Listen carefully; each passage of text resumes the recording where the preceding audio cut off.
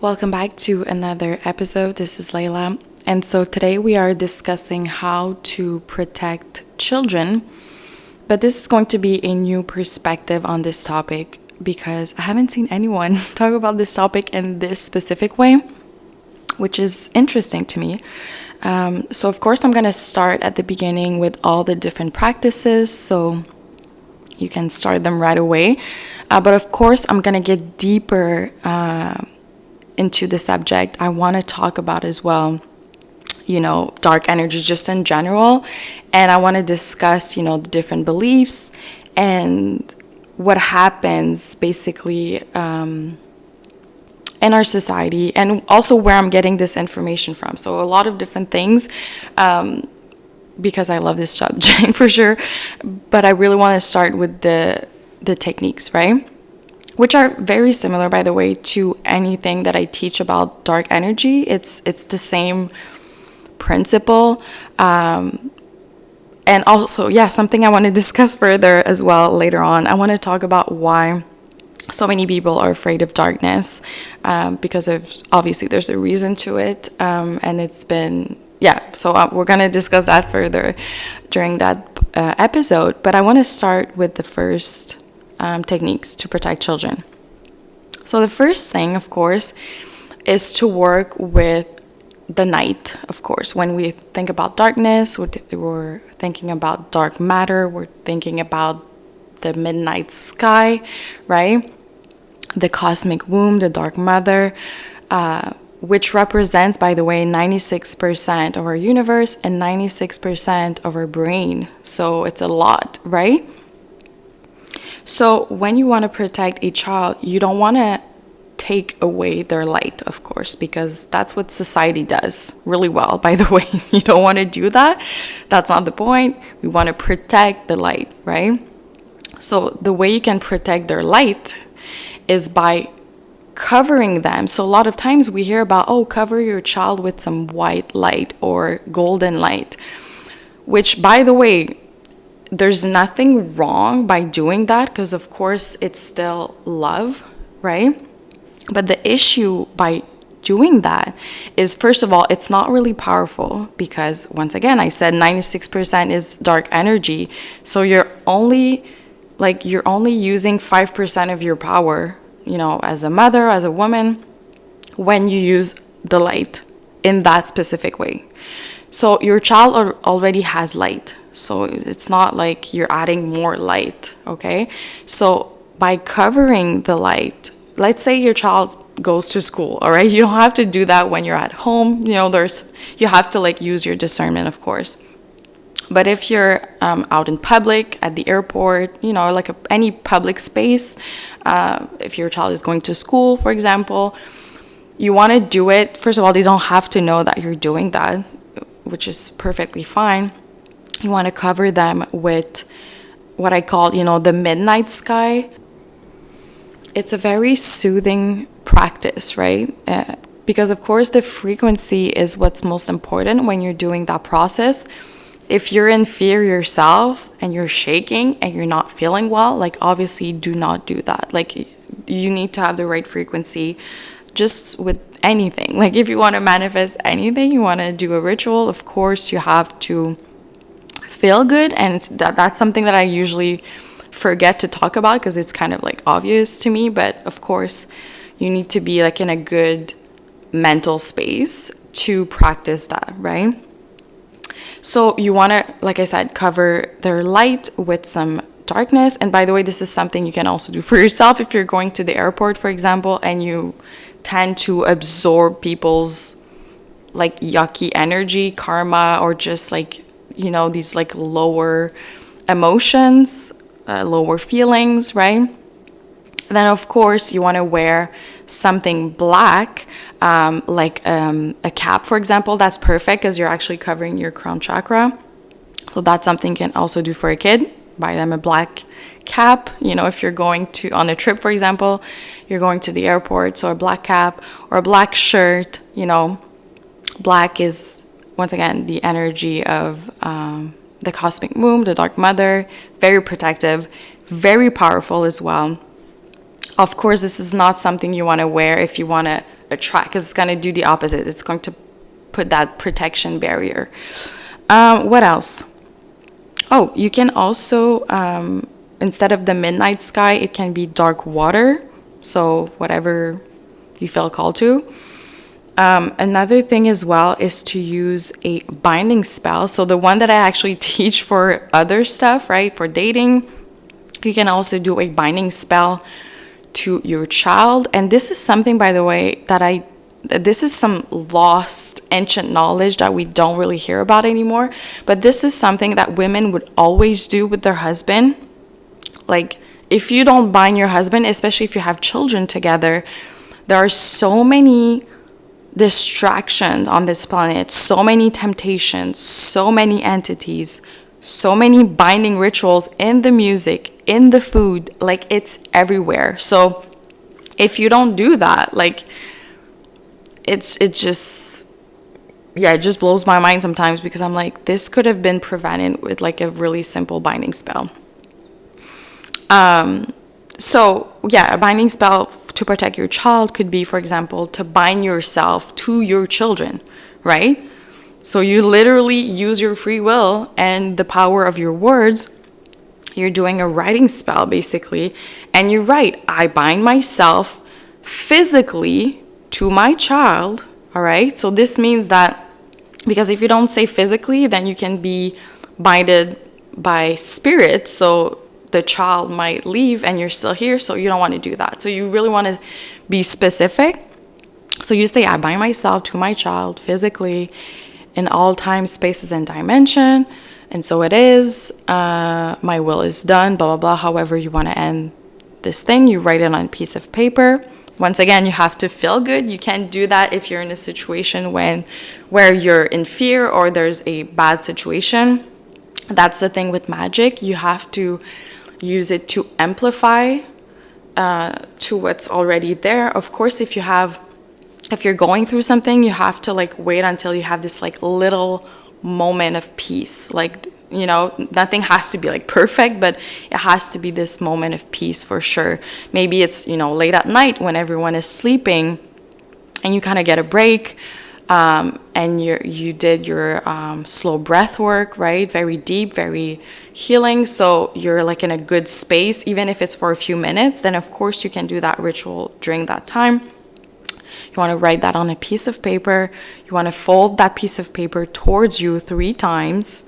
And then you can put it into a container or whatever feels best for you. But like a little container, for example, that you know nobody's going to touch. You put some water in it and then you put it in the back of your freezer, right? So in the darkness, it's freeze. No one's going to touch it or unfreeze it or whatever. And that's it. It's permanent. It really is. And so, like I said, there are dark energy rituals everywhere on this planet. So it is not fair to use the light and love in our current situation, like on the current state of our planet, basically. And I feel like this is the main reason why we see so much chaos, is because most people don't have access anymore to ancient knowledge. Most people are afraid of their own power. Usually when you have someone who's afraid of dark energy, it's basically because they're afraid of their own divinity. That's what it is. And I know that because I made a post recently about protecting children with darkness. And of course, most of the responses were positive and everyone was like, wait, I want to learn more. But I also had a few comments that were negative, which is surprising, because when you talk about protecting children and you get attacked for that post, I was like, how does that even make sense? And then I realized, I paused for a second, I was like, this has to be some sort of like good girl or good boy demon inside people. That's what it does. It gets agitated when you talk about darkness, because it's the fucking truth, and so it really does agitate people, and they try to like attack you for saying to protect children. Like, how stupid is that? But anyway, it's part of the human experience, and we have to laugh about it, because what else can I do? I can't do an exorcism on people on social media. So what else I want to talk about? Okay, so where does this information come from, by the way? I don't know if it's relevant, but I'm just going to share it anyway. I actually had a dream. Of course, I went through the same experience. I had to find ways to protect my child because nothing was working from the outside. So I had to figure out and find the answers, of course. But also, what I realized as well is that when you're going through a spiritual attack, because there are two different scenarios here.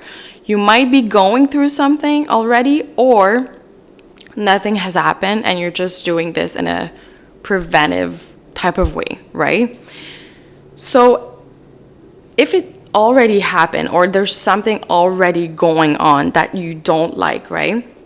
It's always the same thing with manifestation. It's the same principle. So that's actually cool. So the universal laws don't change because you're going through a different situation. It's always the same thing. The 3D circumstances are always a distraction and a reflection of your subconscious beliefs, right? And this, I'm trying to be clear here, very simple. This stems from a subconscious wound of powerlessness. It usually comes from childhood, where we went through a situation that we might not even remember, where we did not feel empowered, right? And so what it does is that it just, just like any type of wound, especially subconscious, it's just going to recreate itself until it triggers you and triggers you and triggers you, and you're gonna be so done with the emotional pain that it's going to push you in a direction of change to basically heal that wound, right? So it's the same thing with relationships, with money, like anything. It's always going to be the same thing. And that's why when you had a narcissistic parent, it seems like all you encounter in your life are narcissistic people, like bosses. And even if you change location, you change even your country, if you go to a different country, it feels like they're everywhere, because you're creating them subconsciously. And I know it doesn't make sense at first, because you're like, why would I do this to myself? Why would I do that?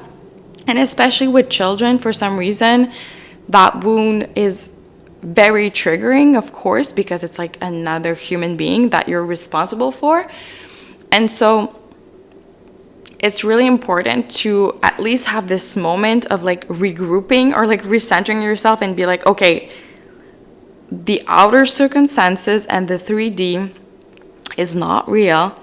I have to regulate my nervous system, first of all, because everything that feels external right now is actually going through me internally. So I have to stop focusing externally, and I have to focus on my inner work. So I have to self-regulate my nervous system with breath work, somatic exercises, and it's a practice, of course. It's not overnight, but it does help actually very quickly once you do it right. So yeah, so that's basically the main thing to do when something is happening outside of you. And of course, this applies to anything. If nothing is happening in your life where you're like, I need to protect my kids, but it's like, I just want to know how to in case I have to. Well, of course, if you have this core belief that you're protected yourself, that there's no power greater than your own energy, then of course this is going to be your reality. And this is going to be reflected back to you also with the children as well.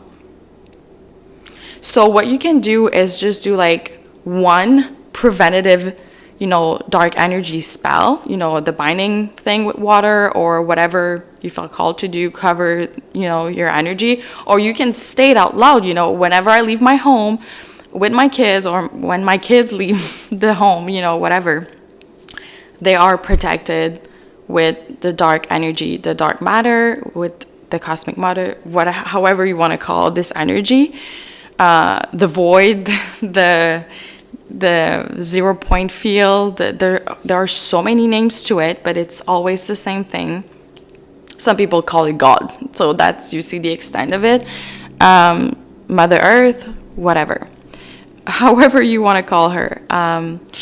So yeah, and that's it. Like, you don't have to do it every single day. It's like you just do like one thing, and that's it. It's going to be in your subconscious mind. It's going to be part of your core belief, and that's it. It's done, and you don't have to do it again. So these are all the different ways you can do that. Let me just grab a sip of tea. So what's actually interesting is how this information got to me. Like I said, I went through something that made me, realize all of these things. But recently, very recently, I had this dream where I know, like, most people see Earth as their school, right, for the souls, which is the case, by the way. But for me personally, and I feel like that's the journey of a lot of mystics, a lot of medium, psychics, is that we actually go to school outside of Earth, and we come back to Earth, so when we're sleeping, we astral travel, just like anybody. But I usually astral travel to a school or different type of schools outside of, the Earth. And basically, we're being told every time, this is what you guys need to share right now on the planet. This is the information that needs to be more mainstream, or this needs to be known by the collective.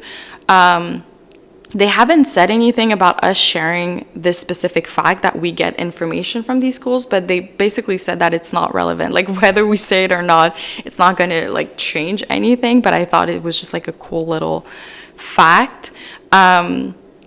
But yeah, so we had this, I would say, class a few weeks ago where we were told about the spiritual warfare, which, I mean, I already knew about it. It wasn't like some news.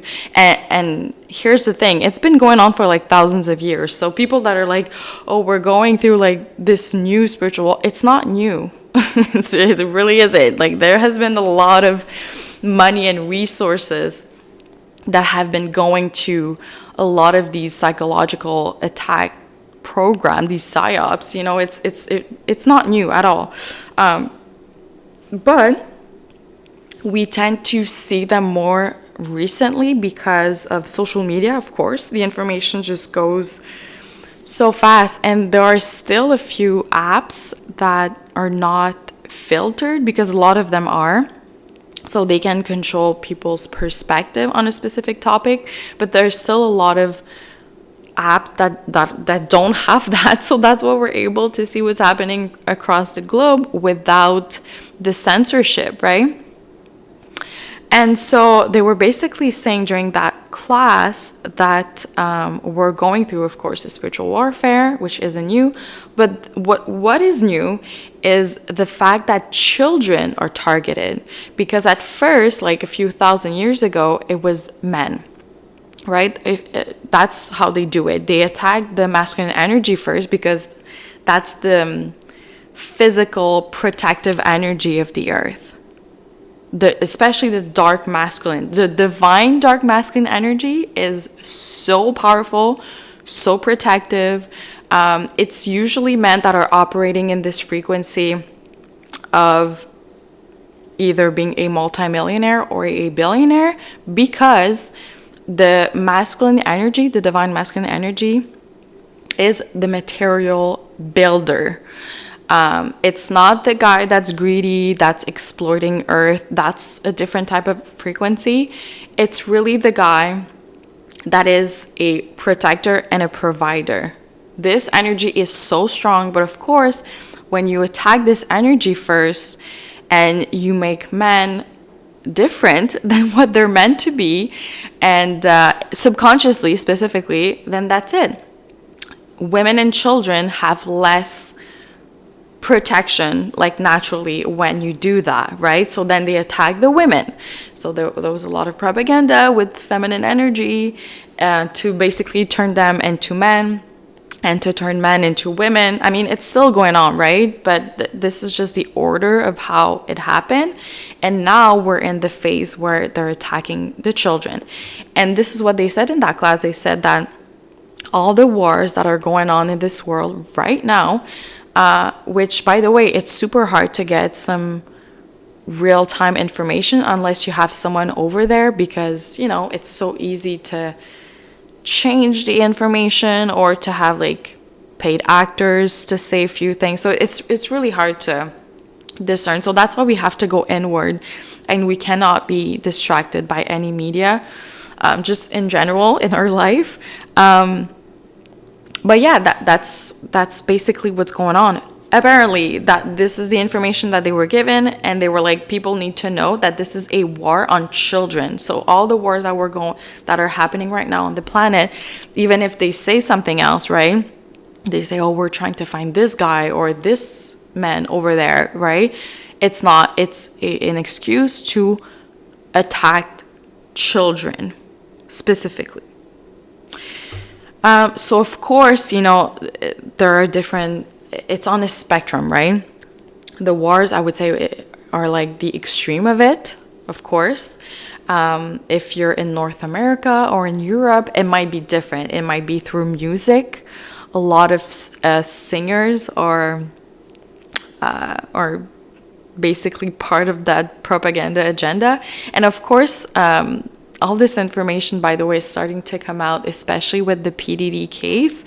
But, you know, they're so good at like being like, oh, but look at her dress at that event, right? So then the masses start looking away, and they're really good at distracting people right now. I mean, just in general, but especially right now with social media, because, you know, they can literally make videos go viral. So they can be like, yep, this video is going to go viral. So everybody's going to be looking at her or looking at him, right?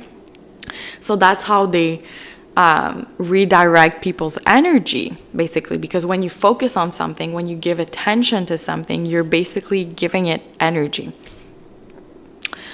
What else do I want to add today to this topic? Yeah,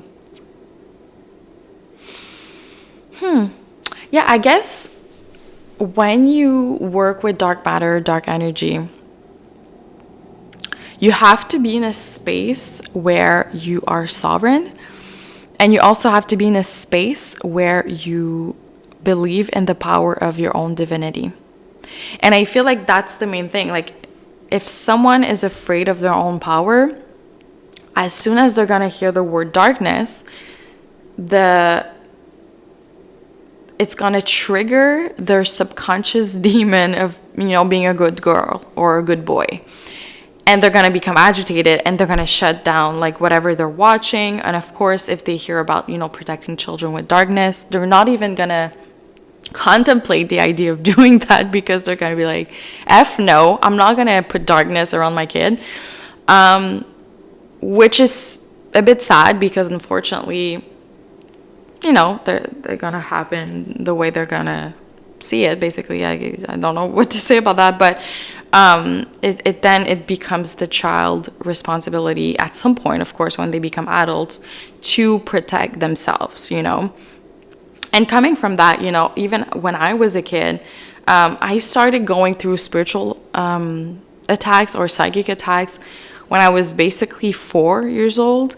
And, you know, I'm not from a religious household, but love and light was still like the idea behind it, because there was a lot of toxic positivity in my home, a lot of denial, a very dismissive environment when it comes to like my emotions. Like, my emotions were never, you know, important, I would say. So I'm that kid who was not protected by anything. I was just, yeah. So I know that love and light does not protect you, because I went through it, and I went through, like I said, so many psychic attacks. I was basically tortured, specifically as a kid. I was very, very tortured in all different ways, like emotionally, mentally, and physically as well. And yeah, I felt really powerless. So of course, when I became an adult, like a lot of these things kept happening to me until I started working with darkness, and it literally stopped like overnight. Like overnight, I was able to not only stop the attacks, but I was also able to reverse them for, depending on the situation, of course, because I don't wish, harm on people. But of course, if I see someone that's hurting me and hurting other people, I want to protect as many people as I can. And sometimes I have to like flip it on them, unfortunately. And so they have to, experience what they've been doing to other people. And so, that's basically the truth. That's basically what happened to me. And of course, that's why it's very, it's a subject that is very close to my heart, because I know that with that kind of information, you can not only change your life, but you can change someone else's life as well, But of course, to fully integrate and understand and embody this type of knowledge, this ancient knowledge, you have to do the work yourself, and you have to make sure that you're not doing it from a place of powerlessness or from a place of fear, right? Because frequency overrides anything.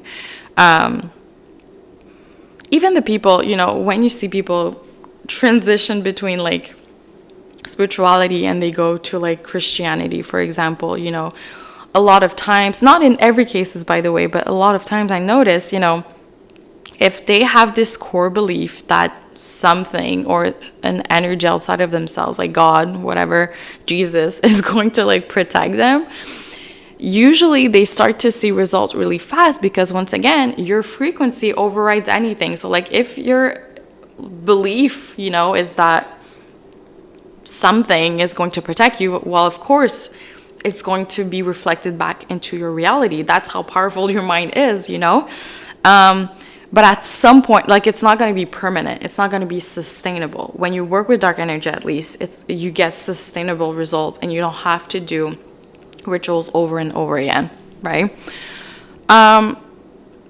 Yeah, so that's it for today's episode. Let me know if you have any questions, comments, suggestions as well for other videos, and I'll see you tomorrow. Bye.